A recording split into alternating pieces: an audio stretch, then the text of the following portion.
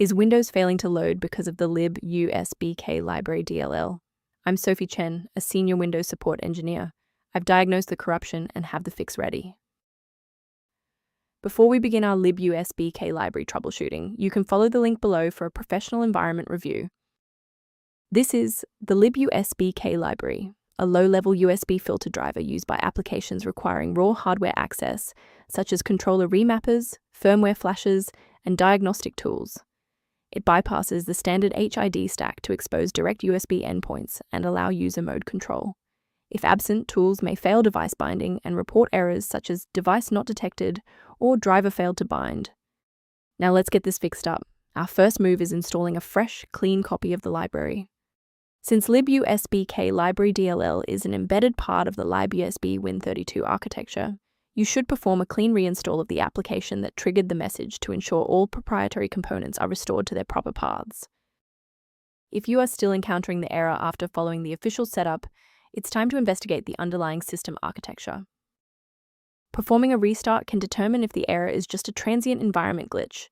A reboot refreshes your system's path variables and can sometimes re-establish a broken link to the Libusbk library file. Bookmark this video or click the like button now so that you have a shortcut back to this guide after your PC finishes restarting. Next, we'll move beyond the basics. If your screen hasn't changed after the restart, follow me to step 3. If you need to pause the video while your folders load, don't hesitate. If the library remains missing, you should manually clear the program's cache and then download the latest build from the developer's website. Removing the old application data before running the new setup ensures that your DLL file is correctly placed in the root directory without interference from legacy files. Why are we doing this?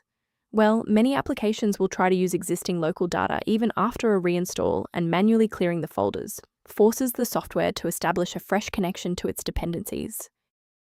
A quick professional note on security: sourcing components correctly is just as important as the fix itself.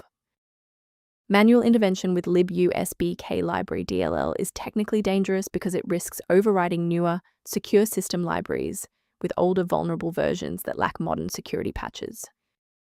To complement these security best practices, you may want to consider using a diagnostic resource to help manage your system's library references.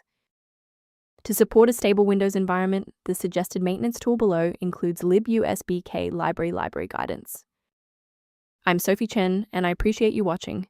If this guide saved Libusbk library workflow, please subscribe for more professional troubleshooting and tech advice.